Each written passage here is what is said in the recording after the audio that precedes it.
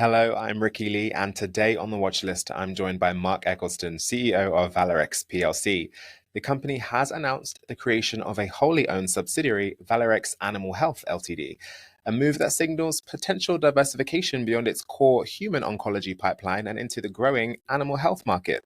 So, Mark, the global animal health market has been growing steadily, often with faster regulatory pathways and different commercial dynamics compared to human therapeutics. So, what was the strategic thinking behind launching Valirx Animal Health at this stage?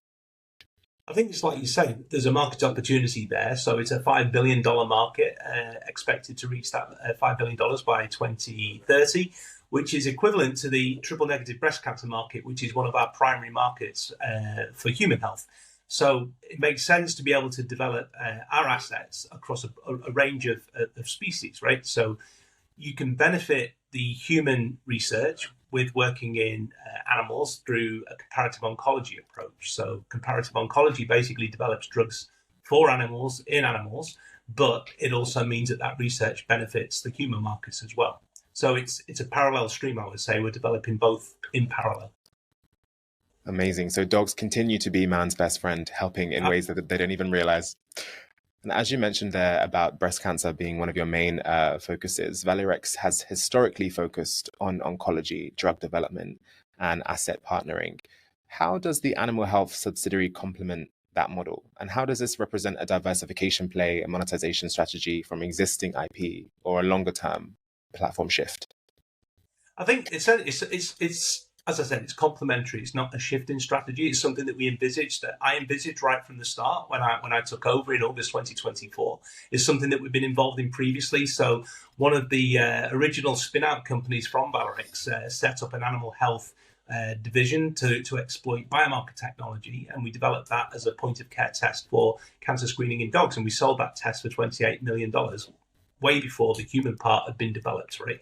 So it basically gives us faster access to markets. There's a lower regulatory barrier to entry, and it means that we can develop those markets and potentially get clinical products out onto the market and sales much faster than in the human side. So it really complements the human side. So oncology is essentially the same in dogs in many cases as it is in humans. Different types of cancer behave slightly differently, but in many cases, cancer in dogs is exactly the same as it is in human. So it's very informative in terms of the data that you generate, but also all of the work you need to do, the safety testing, the profiling, all of that.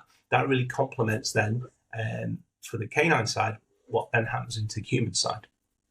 And so, with this new subsidiary in place and continued development across your oncology assets, how should investors think about Valirx over the next 12 to 24 months? Is this about building optionality, accelerating partnerships, or reshaping the group's long-term identity? So Valirx model essentially is a hub and spoke model, right? So we have Valirx at the heart of that. And then as we bring in assets, we evaluate them. We then set those assets up in special purpose vehicles. The special purpose vehicles in principle are independently investable.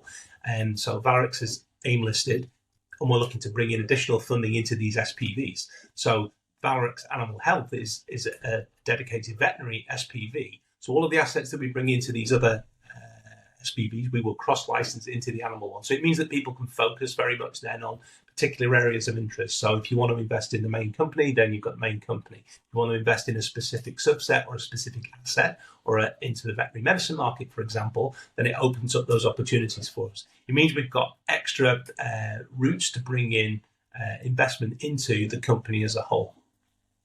Wow. Well, thank you again for your time today, Mark. No worries. Thank you. Thanks for letting us into all of that. So once again, that is Mark Eccleston, CEO of Valirx plc. For more information on the company's latest announcement and diversification, visit valirx.com. That's all for this episode of The Watch List. I'm Ricki. Make good choices today.